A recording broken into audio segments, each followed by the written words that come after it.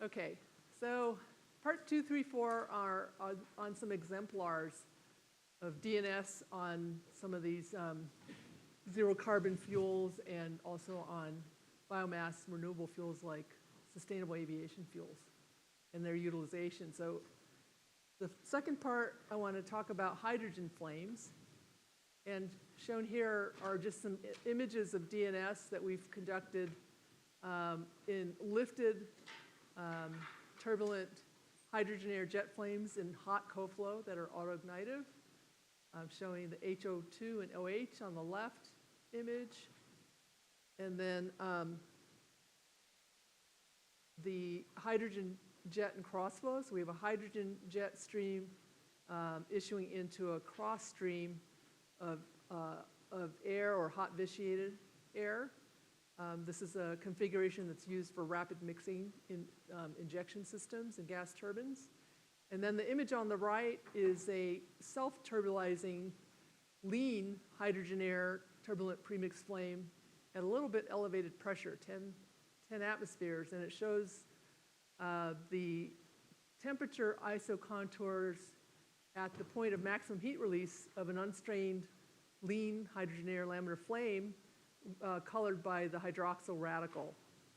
And that is a flame that's subunity Lewis number, so it's subjected to all kinds of both hydrodynamic as well as thermodiffusive instabilities due to the fast diffusion of the deficient reactant hydrogen.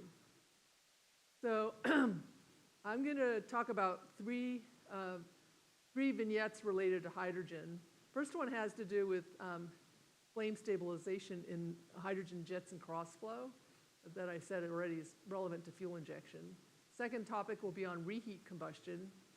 This is a topic relevant to gas turbines for sequentially staged gas turbines where the first stage may be a aerodynamically stabilized flame, and in the second stage with hydrogen, they're actually rely on autoignition to burn up the remaining hydrogen fuel.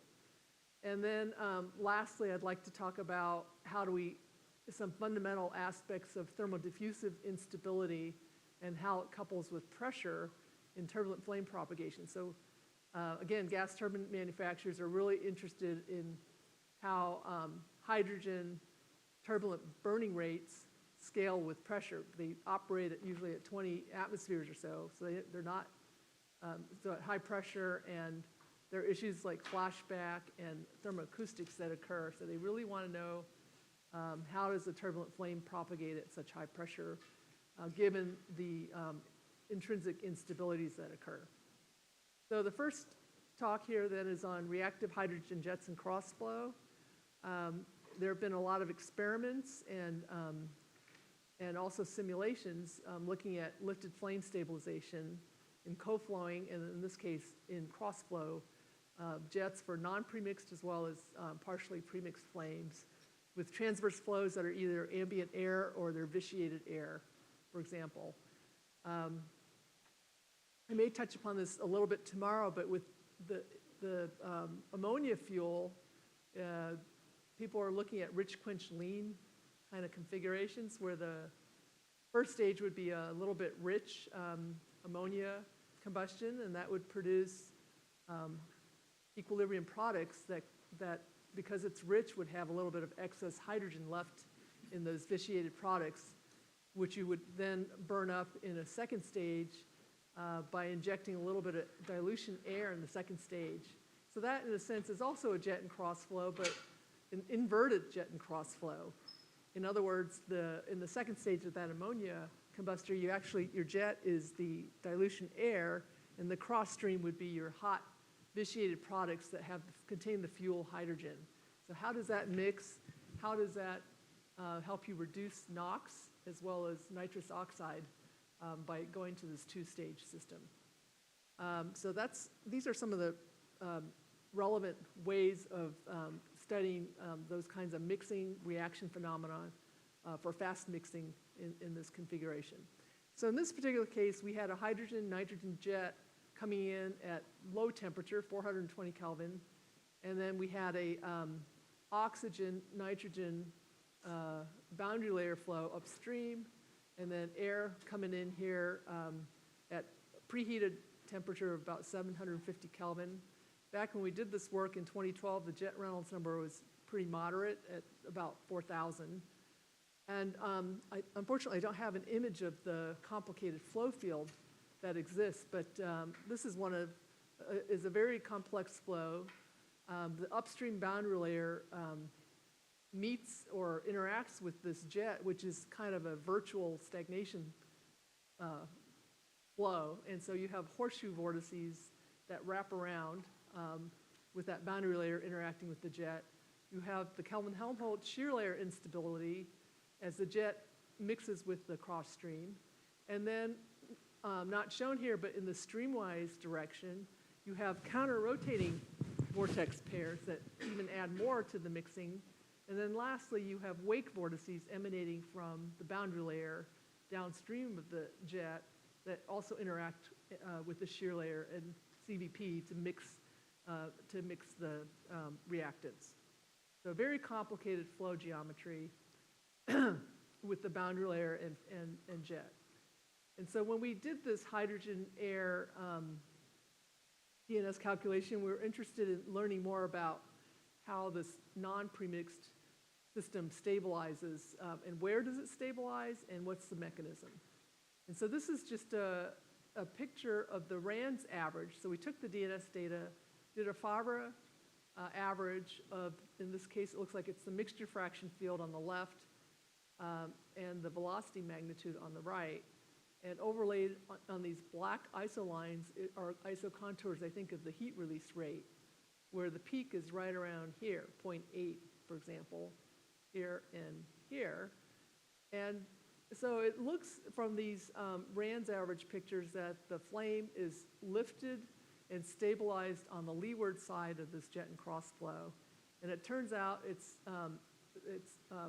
stabilized where in a partially premixed front in this jet and cross flow flame, and that it's stabilized in a region of very low velocity magnitude, almost like 10 meters a second, shown by the light blue. So the flame wants to stabilize where it has long residence times, and there's a little bit of a recirculation zone or low velocity bubble with long residence time, and it's stabilizing in a partially premixed mode. Now, when we look closer at this flame, we see that, and this is now just a slice through this 3D data sets showing the heat release rate. We see that the burning mode is premixed, and we can determine that by computing the Takano index, which looks at the alignment of the gradient of mixture fraction and progress variable.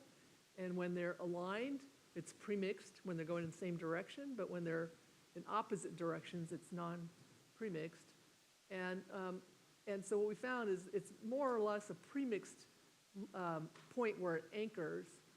And if you look at the structure there, well, I don't think I have that slide, but anyway, what happens is hydrogen, which is fast diffusing compared to air, and that region is highly curved. So you have the self-propagation and the high curvature that allows you to focus hydrogen into that anchoring point. So the mechanism for stabilizing this flame is due to the presence of hydrogen and together with long residence times by this low velocity region. To test that hypothesis out further, we looked at the fuel composition and the differential diffusion or transport of hydrogen on the flame stabilization in a blend of hydrogen and CO or syngas in this turbulent jet and crossflow. And we looked at conditions that were both fuel lean or CO rich and CO lean flames. Again, we find that the stabilization point is on the leeward side, same as for the pure hydrogen air flame. And this is true for both CO rich and CO lean flames. And again, it's characterized by the high hydrogen diffusion to due to differential transport of H2 and air, and also the curvature stretch. That is the speed times the displacement of that burning front relative to the normal velocity vector multiplied by the curvature locally. So it's highly curved, it's propagating fast, and there's hydrogen there. So that's what's anchoring the flame regardless of whether it's CO rich or CO lean. And this would, I believe, also be true, although we have not tested this, with blends with methane or blends with ammonia, because those all have Lewis number of close to unity compared to hydrogen, which has got a subunity Lewis number of 0.3. And we find lots of evidence of anchoring at the same location in space and the presence of large amounts of hydrogen there, regardless of how much CO or methane or ammonia is present. The second topic I'd like to touch upon here is reheat combustion. This is work that we did in conjunction with Aditya Kanduri when he was a postdoc at Sandia. He's now at IIS in Bangalore. And Andrea Gruber from Sintef Energy in Norway, Mirko Bothian from Ansaldo Energia.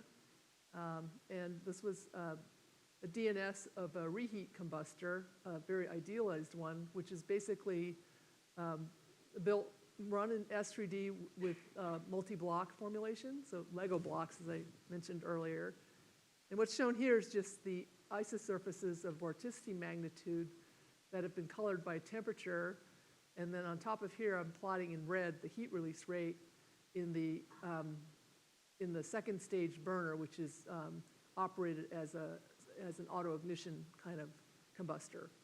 And then this upstream of that step change is the mixing tube, where you have mixing of the reactants with the heated air.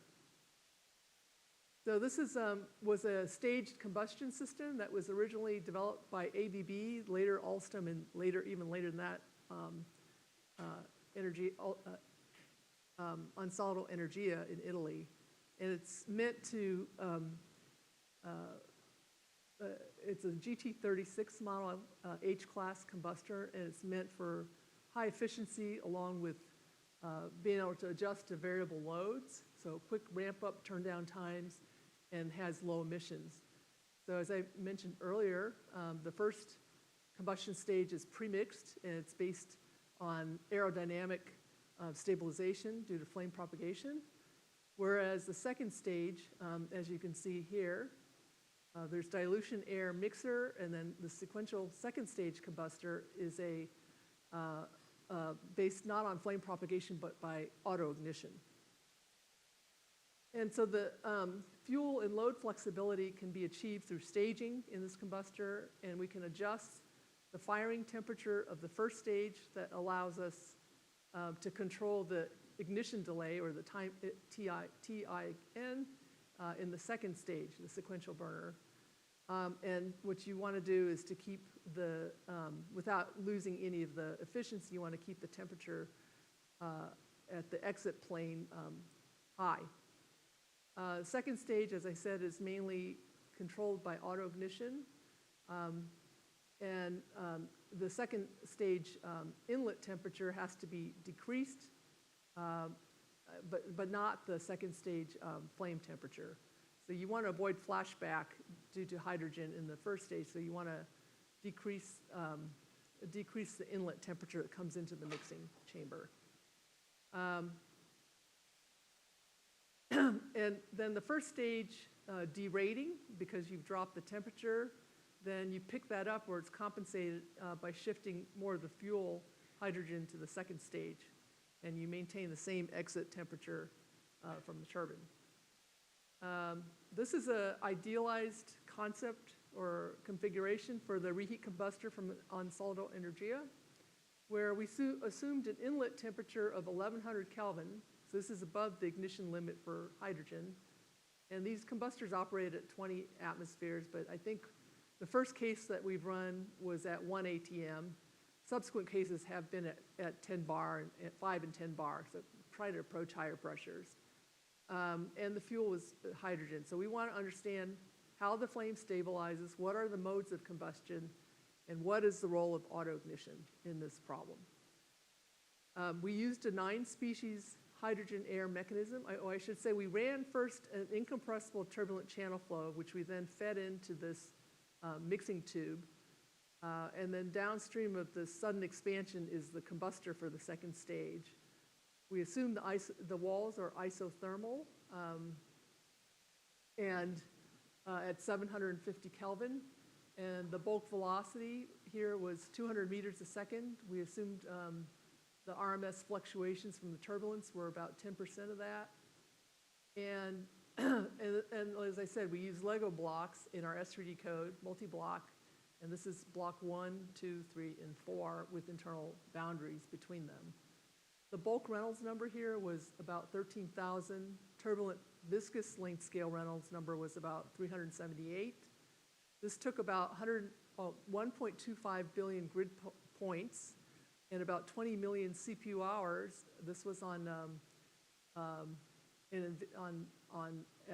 computations performed on NERSC. I think at that time it was still on CPUs at NERSC, at DOE computing.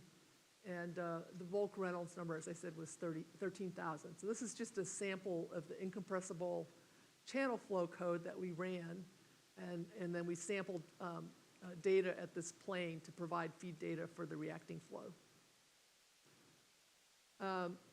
So we observed two, so we run this calculation, we flush out all the transients for a flow-through time, and then we run for several more flow-through times to collect statistics because it's a stationary configuration.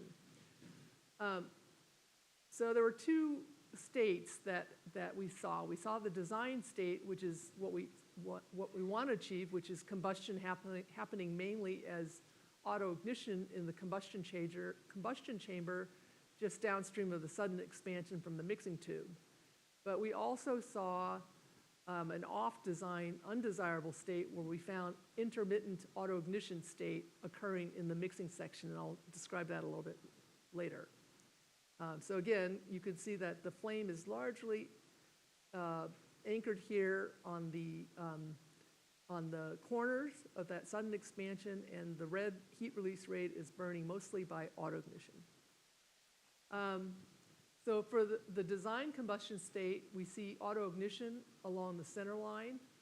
And then if we analyze it more closely, we see flame propagation near the corners. And another marker of that, besides heat release, is the temperature. So we see very high temperatures due to autoignition, a little bit lower temperatures here due to deflagration or flame propagation near the corners. And then a marker for autoignition for hydrogen here is the HO2 radical, which appears at moderate temperatures of 700, 800 Kelvin, which is indicative of all the chain branching that's occurring in this hydrogen system during autoignition. So you can clearly see this bulk volumetric region of HO2 is due to autoignition, whereas these thin sheets near the corners are the HO2 within a flame. To understand what the mode of combustion is, we performed a budget analysis on the hydroxyl radical transport equation, where we quantified the contributions due to advection, due to diffusion, and due to reaction. And as we know, autoignition is really largely a balance between advection and reaction, whereas flame propagation is more of a balance between molecular diffusion and reaction. So we took two slices through the DNS data, one on the center line denoted by cut A, and one near the corner cut denoted by B cut. And if we look at cut A first along the center line, and we look at the budget where advection, diffusion, and reaction are color-coded in blue, green, and red, we see that by and large, across that cut, we have a balance between reaction in red and advection in blue. With convection, let's see, I'm sorry, with diffusion being negligible, it's close to zero across that entire region. So that's an auto-ignition front. If we look at cut B here, we see a very nice balance between diffusion. This is the diffusion structure along one of those flames in the corner, and this is counterbalanced by reaction, and advection is negligible in that situation. So it's a very, very clear delineation between deflagration at the corners where the temperatures are lower due to the cooler boundary layer flow at 750 Kelvin, and where an auto-ignition more in the bulk of that combustor along the center line. To get a more quantitative measure of this, we performed a chemical explosive mode analysis where we looked at the ratio alpha, which is the projected non-chemical source term, and the projected chemical source term. This is a measure that Chu and Timpong Liu developed in 2018. So as I said, this is the chemical explosive mode tells us about, the eigenvalues tell us about the timescales for the chemical reactions, and then that's convolved with a dissipation-like timescale for the flow in mixing. And from that measure, when alpha is larger than unity, it's categorized as assisted ignition. And so diffusion significantly here promotes reaction. And then when alpha here, this parameter is between -1 and 1, it's auto-ignition, where chemistry dominates compared to diffusion. And then when alpha is less than -1, you actually have quenching, where diffusion is much more strong than reaction and suppresses ignition. And so if we color code the mixing tube and the auto-ignition second stage, you see that by and large, there's a lot of auto-ignition happening in the bulk, and confirming what we saw from the budget analysis, we see lots of assisted deflagration or premixed flame propagation assisted by ignition close to the corners. And if we aggregate the percentage of fuel consumption that's burning in each of these modes, we find the lion's share of the fuel is consumed by auto-ignition. We do see a little bit of blue spots here in the mixing tube, probably due to quenching near the cooler walls of the boundary layer of the channel flow. We did also detect an off-design state, and so what happens is we start to see auto-ignition occurring in the mixing tube, which is a no-no for design. And we see early ignition occurring in the mixing section, and then that ignition kernel advects downstream. And this occurs kind of sporadically, and it's evidenced by not only the heat release, the temperature, so you can see this is non-monotonically varying, and you can see mass fractions of HO2 also showing the same thing. So what's happening there? So because of the auto-ignition, you have compression heating, so it acts like it's doing work on pressure heating work on the mixture, and so we get a local pressure rise or divergence of the velocity field due to this auto-ignition occurring in this chamber. And this leads to pressure waves that end up with this constructive interference pattern inside of the mixing tube. And that results, that little bit of pressure work results in slight changes in the temperature locally by about 20 to 30 degrees Kelvin, which modifies the ignition delay substantially for hydrogen air.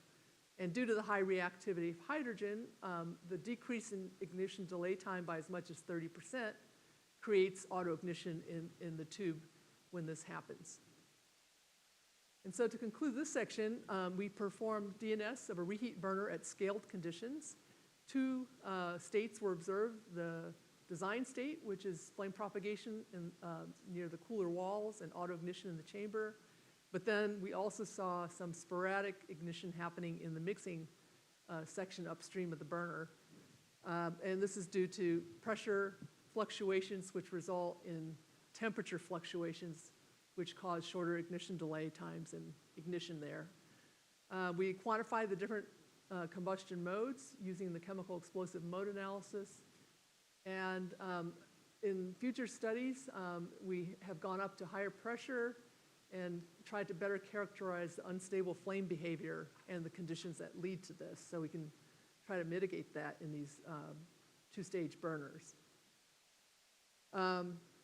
So then this brings me to the third part, which is to look at pressure effects coupled with thermodiffusive effects on turbulent flame propagation.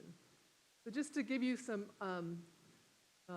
perspective, these were DNS that were done by several groups looking at, it's been a popular subject for many, many years, looking at lean premixed hydrogen flames. John Bell and Mark Day in 2010 simulated a lean hydrogen flame stabilized on a low swirl burner. This is modeled after a burner that was developed at LBL by Robert Chang for looking at turbulent premixed combustion. They included detailed chemistry and transport, and the domain size at that time was it was pretty large actually, 25 centimeters cubed with an effective resolution of 4096 cubed. They used a low Mach block structured AMR code, much similar to the Peli LMX code that I talked about earlier today, that exploits the mathematical structure of the problem so that these flames are very thin, and so AMR is perfect for resolving these thin flame fronts and putting the mesh where the action and high gradient regions are. They used a generalized projection method in this low Mach approach that filters out all the acoustic waves, and adaptive mesh refinement, I think up to 3 or 4 levels of refinement.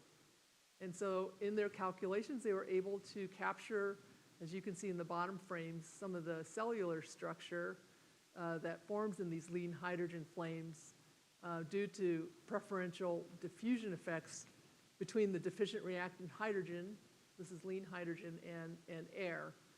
I'll talk about that more in a moment. And so you can see in these pictures from their simulations, enriched burning, but denoted by these red marks when in cusp-like regions that are convex towards the reactant stream.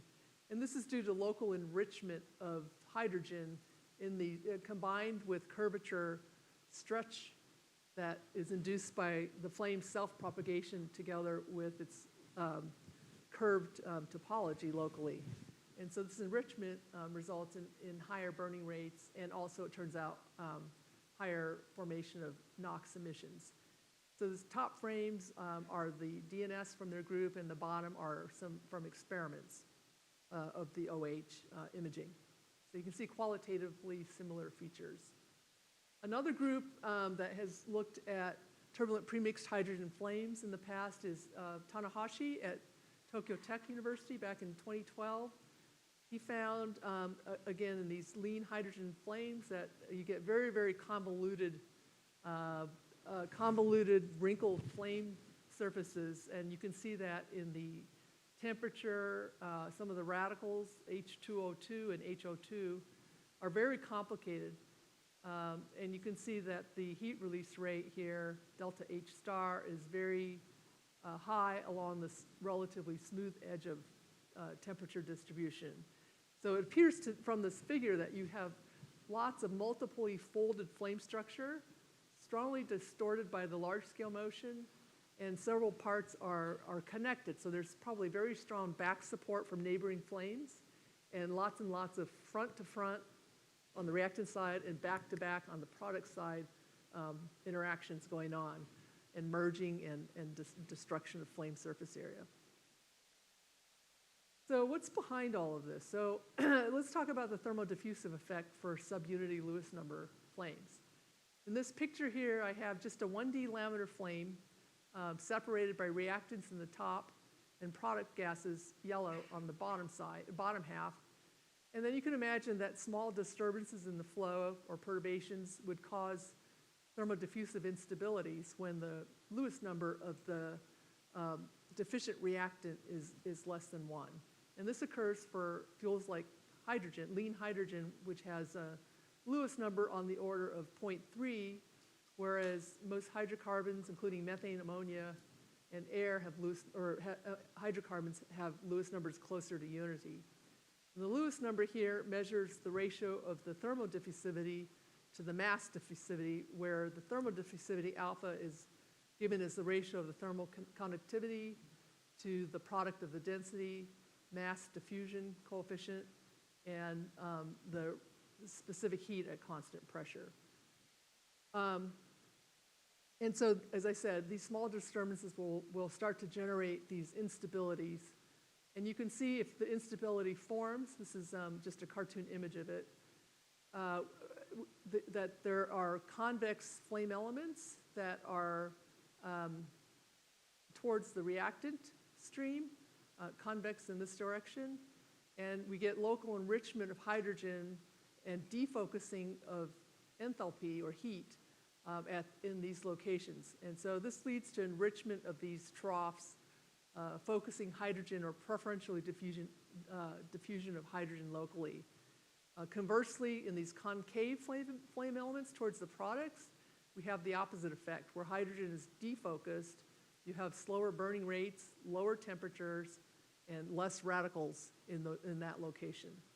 So this is just showing the intensity of burning is enhanced when it's enriched. A lot of times it's actually super adiabatic, so higher than the adiabatic flame temperature and super equilibrium concentrations of radicals like OH. And so these enriched flame elements propagate faster, they burn more intensely, which continues to amplify this convex, these disturbances. And so you start to form these long finger-like structures if it let to progress on its own, even in the absence of any external flow, so even in a quiescent flow.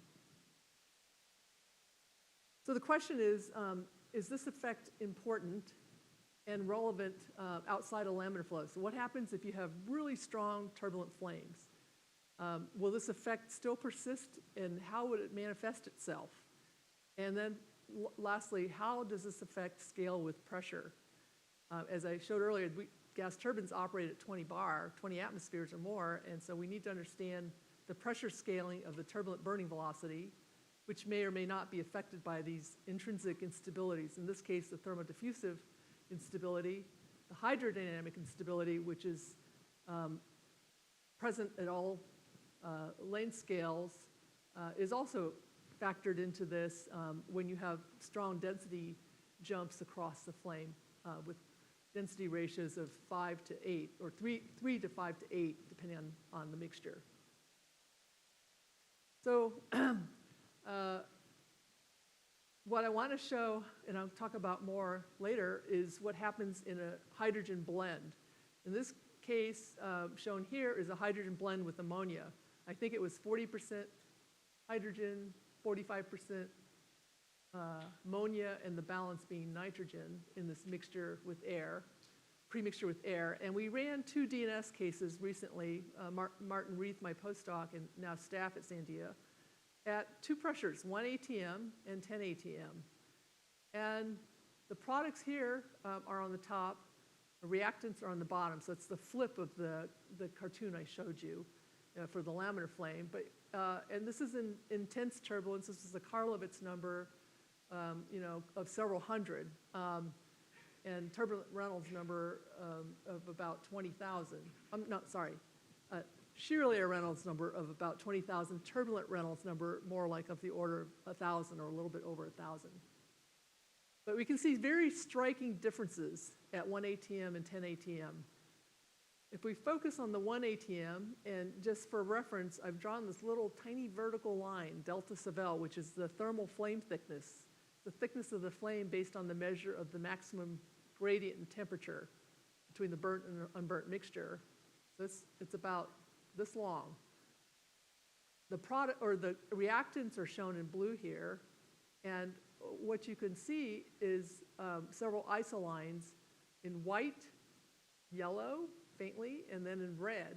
And these isolines are temperature isotherms in the preheat layer at 800 Kelvin, somewhere in the middle temperature range at about 1,000, and 1,500 Kelvin is closer to the burnt side temperature. And what you can see very clearly here is that when we take a look at this, the flame is the isolines of temperature are anything but parallel, meaning that there's substantial amount of turbulent diffusion and stirring that occurs inside of the preheat layer of this ammonia hydrogen flame. that's stirring things up. It's preheating it to temperatures that may or may not be above where hydrogen starts to react, about 750 to 800 Kelvin. And it's not burning anything like a laminar flame. So in this case, I would say that preferential molecular diffusion effects are relatively weak compared to turbulent diffusion effects. So turbulence wins the day there. On the other hand, when we go to the higher pressure flame at 10 ATM, and I should say here, as I said, this was the flame thickness. So you can see that the amount of preheating and stirring by turbulent diffusion has increased the thickness of the preheat layer in some regions by as much as 10 to 15 times the laminar flame preheat zone thickness. On the other hand, when we go to higher pressure, we see just the opposite. I would have thought that preferential diffusion would be less at higher pressures, but in fact, it's stronger.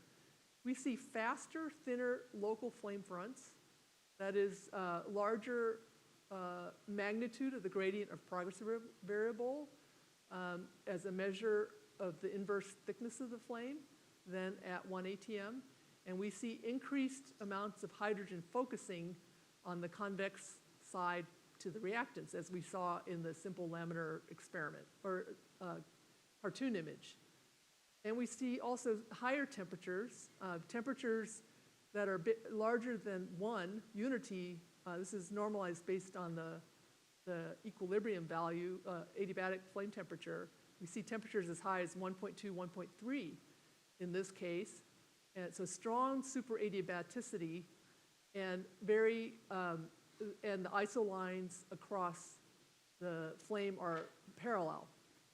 So this indicates the flame is burning more like a flamelet intact at high pressure.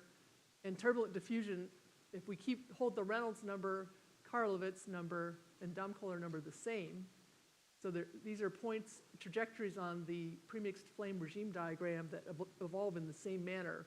So the only difference here is pressure. We see that at 10 ATM, it burns more like a flamelet. At 1 ATM, there's no evidence of burning like a flamelet. So it's much more disturbed in the preheat zone.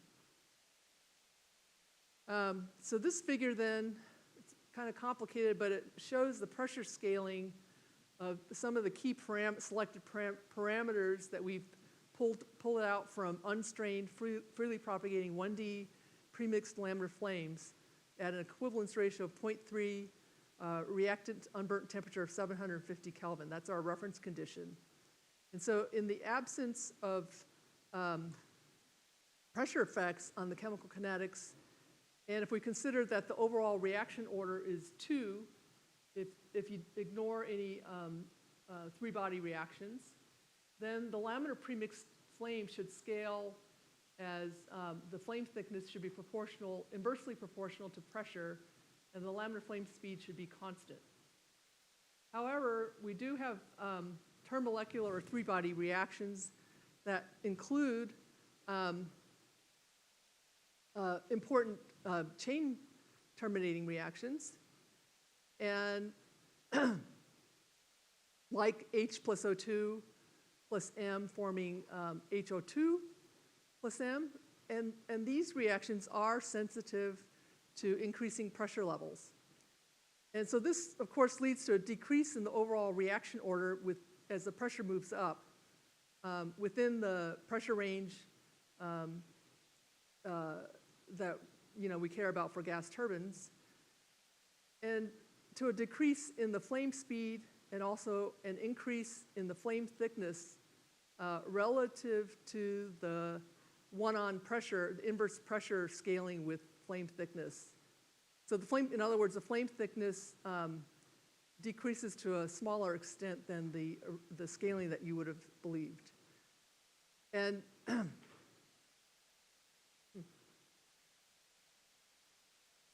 so notably, we see opposite trends compared to those that we discussed above are shown for increasing pressure due to the sensitivity of the flame speed and thickness to a marginal increase, maybe about 10% of the equivalence ratio due to this localized enrichment.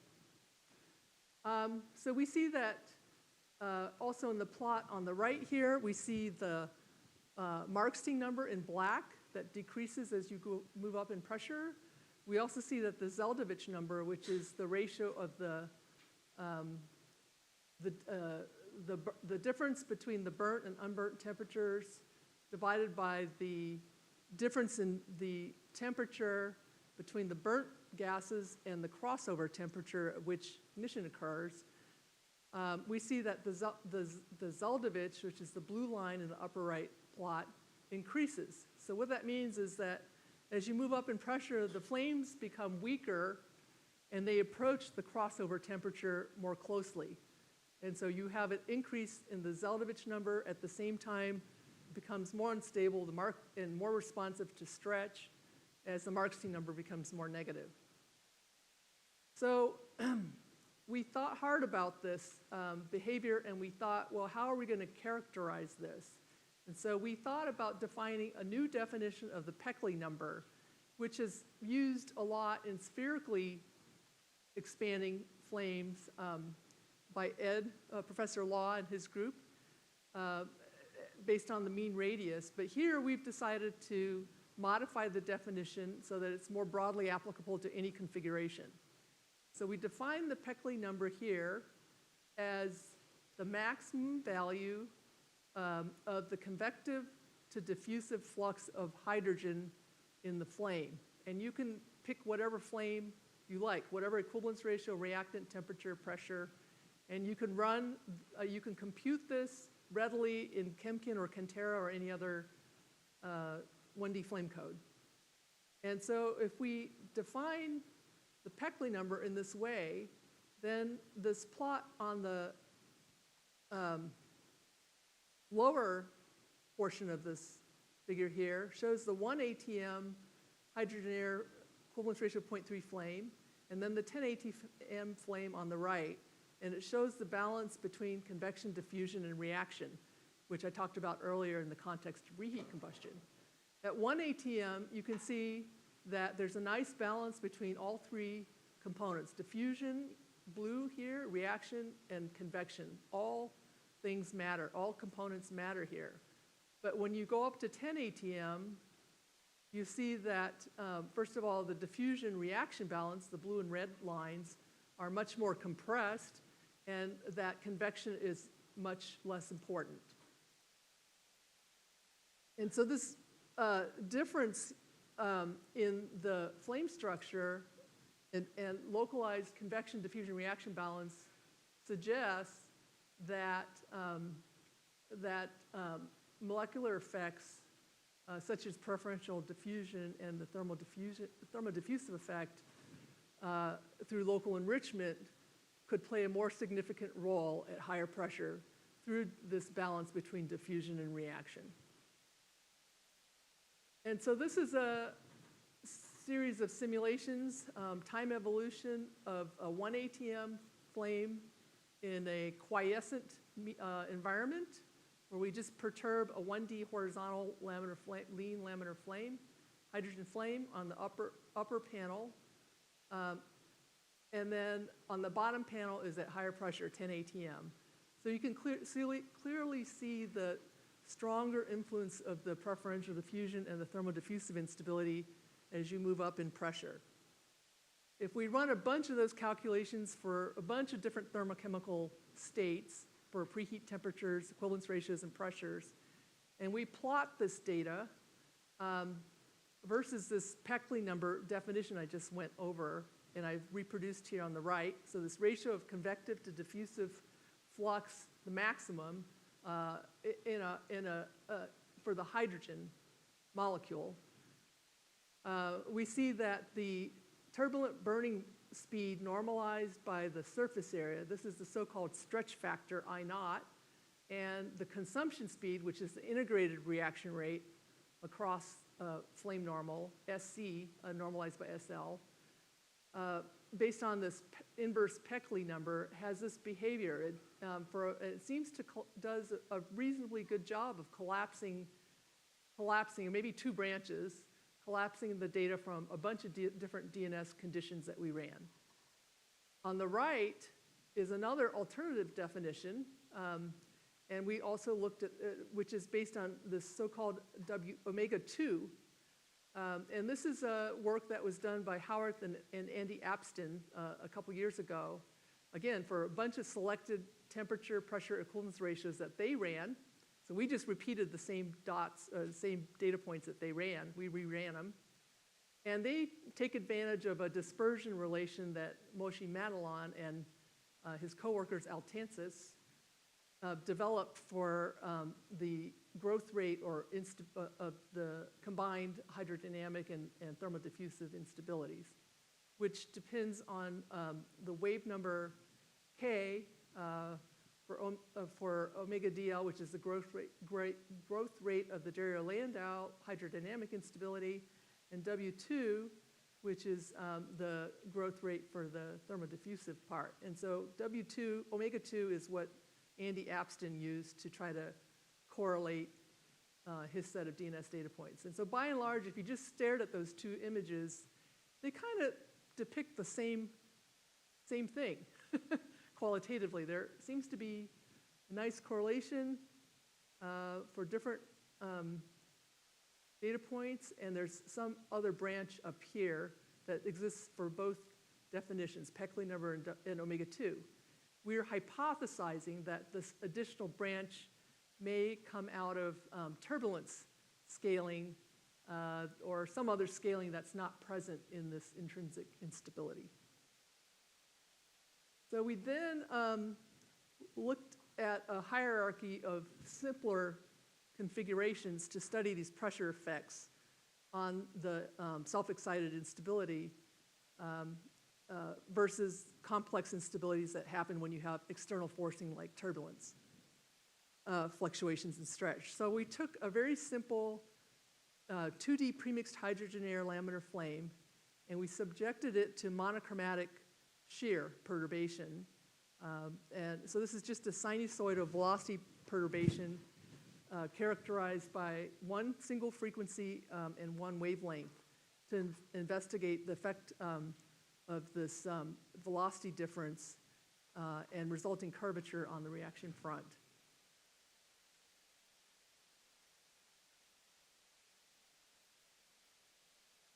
Oops. Huh. Hang on a second. Okay. So this figure shows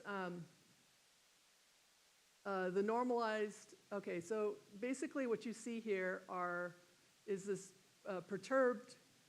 shear perturbed flame, and I'm basically going to show results from three cuts, one in the positive cusp here, one in the negative cusp that's convex to the product stream, and then one in between them where we have very low curvature and high tangential strain rate. And we're going to do this at 1 ATM, and we're going to do it at 10 ATM. And you can see from the normalized reaction rate for hydrogen that at 10 ATM you get significantly more enrichment at the positive cusp, so higher temperatures, normalized temperatures, deep red, and lower temperatures at the negative cusp.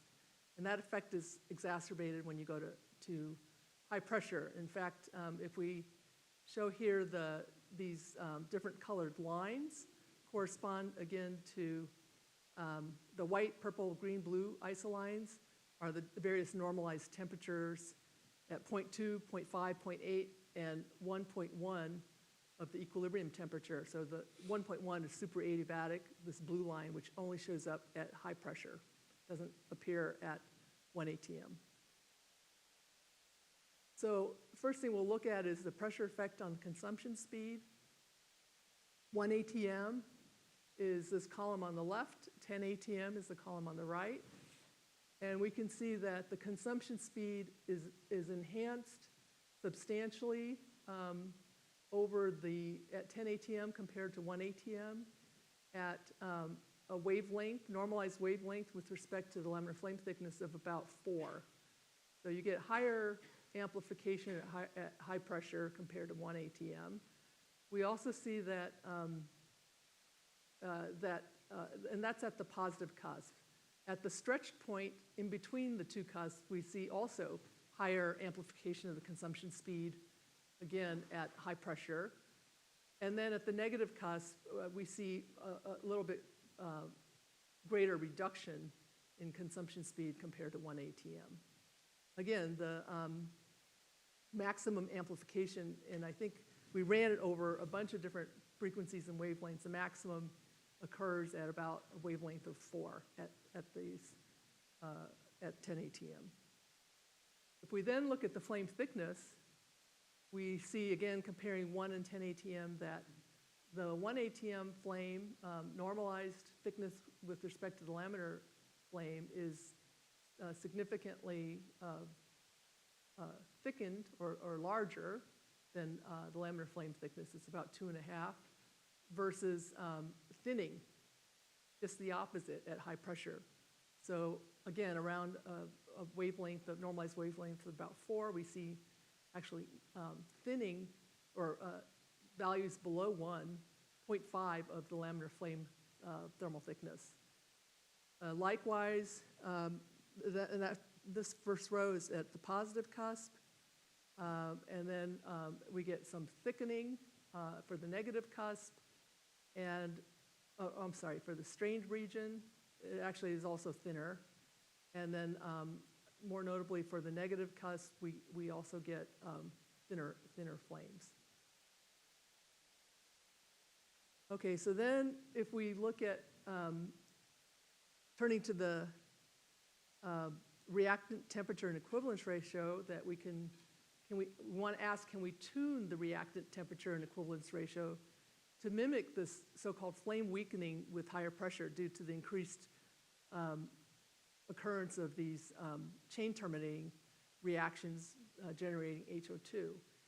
And so can we tune these to match the thermodiffusive and reactivity attributes as represented by Markstein effective Lewis number and Peckley number, as so defined, that we defined for thermodiffusive preferential diffusion effects, and reactivity attributes as denoted by the Zeldovich number.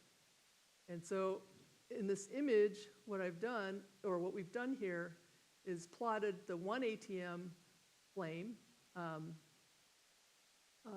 of the temperature, and then the 10 ATM flame temperature, which is super adiabatic, shown by the red color, which is about 1.4 times the equilibrium temperature, and that's even exacerbated more at 20 ATM, and you get these long finger-like structures. So what we've done by lowering the temperature and making the flame leaner at 1 ATM is take a 1 ATM and mimic the conditions of these non-dimensional parameters at 10 ATM. And we can see this image here on the left, second row, looks a lot like the 10 ATM flame, the actual 10 ATM flame. Likewise, 1 to 20, 1 atmosphere flame mimicking the 20 atmosphere flame looks a lot like the actual 20 ATM flame. We can take a 10 ATM flame and have it mimic what happens 10 to 1 at a 1 atmosphere flame. So these also look the same. But looking at the images is not enough, so we looked at the statistics of the statistics here for the consumption or heat release rate. And so on this curve on the right, we see the burning rate being being highest at 20 ATM in the dark blue colors, 10 ATM in the maroon, and much lower at 1 ATM as shown by the black symbols. But the flames that we were mimicking these various pressures by changing the preheat temperature and equivalence ratio are also very similar in their statistical profiles. So at 20 ATM, a 1 ATM is made to look like a 20 ATM flame, 10 and 1. So that it shows quantitatively that you can mimic a high pressure flame with the 1 ATM flame by judiciously selecting the thermochemical conditions. we did another experiment by selectively setting the Lewis number for hydrogen to unity, only of a hydrogen fuel. And what we found is, lo and behold, at 1 ATM by the black starred symbols and 10 ATM in the maroon colored symbols, when Lewis number is set to 1, the behavior is completely different. You don't get that enhanced consumption speed of 6 times that you would if you don't get that when you set the Lewis number equal to 1. So it shows that it is that enhancement due to the local enrichment of hydrogen is responsible for this higher burning rate. Okay, and same thing with thickness. We can mimic these 1 to 10, 1 to 20 on the heat release, conditional heat release profiles conditioned on progress variables defined by hydrogen, and also on the flame thickness. So this is a measure of the flame thickness based on the gradient of the progress variable, magnitude of the gradients of the progress variable. So the inverse of that is a measure of the thickness of the flame, and so you can see the flames are getting thinner as you increase pressure from 1 to 10 to 20 ATM, and then the mimicked flame is closely following the actual high pressure flames. So when we then went to a higher, to a 3-dimensional turbulent flame, again, pressure of 1 is shown here on the left, pressure of 10 in the middle frame, and then the mimicked flame by reducing temperature and equivalence ratio at 1 ATM is mimicking the 10 ATM on the right. So you can see hardly any qualitative difference between the 10 and the 1 to 10 flames. And so this suggests that the turbulent burning rate scaling is not scaled with pressure as per se, but is more a reflection of the actual thermochemical state that can be determined from a set of non-dimensional parameters that measure the thermodiffusive effects to stretch and a measure of the reactivity. So you could pick probably any of these quantities, Markstein, Lewis number, or Peckley, combined with Zeldovich to be able to mimic these flames. And again, on the right, in this 3D turbulent flames, we see the heat release rate increases substantially at 10 atmospheres compared to 1 ATM.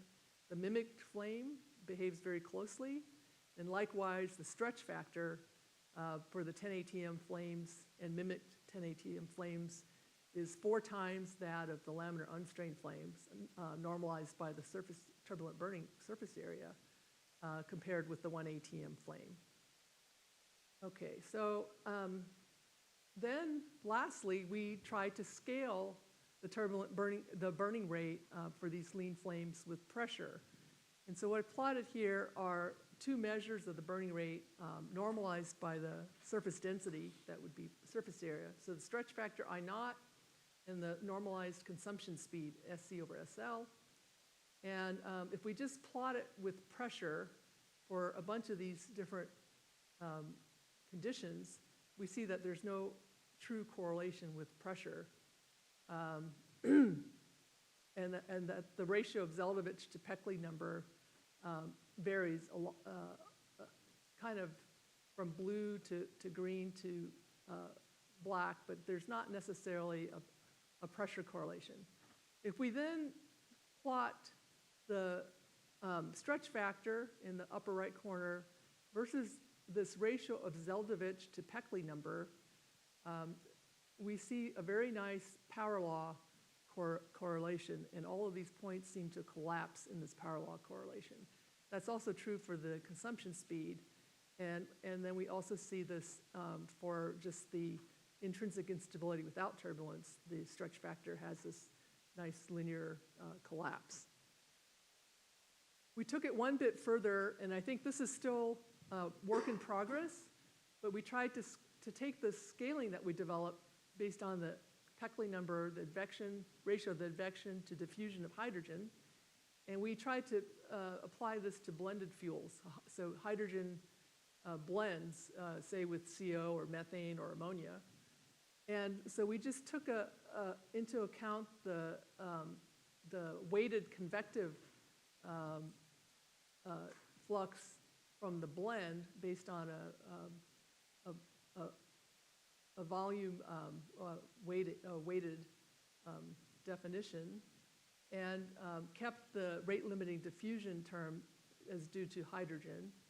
And we performed a bunch of DNS for just pure hydrogen and then for different blend ratios of hydrogen with methane.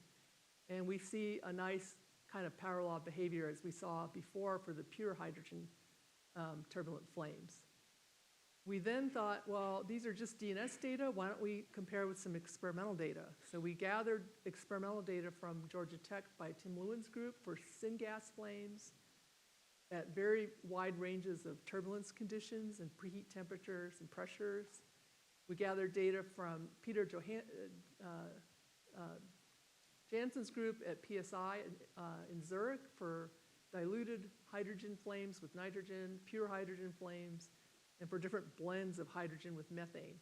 And we put all of those data points onto this curve here and tried to scale it with our Zeldovich over Peckley number definition. And we see this same power law scaling. It's not perfect, but you can see the trend seems to collapse this wide range of varying experimental data as well. So it's hopeful that this may offer a way to scale the turbulent burning velocity, including pressure, but not in terms of these non-dimensional variables.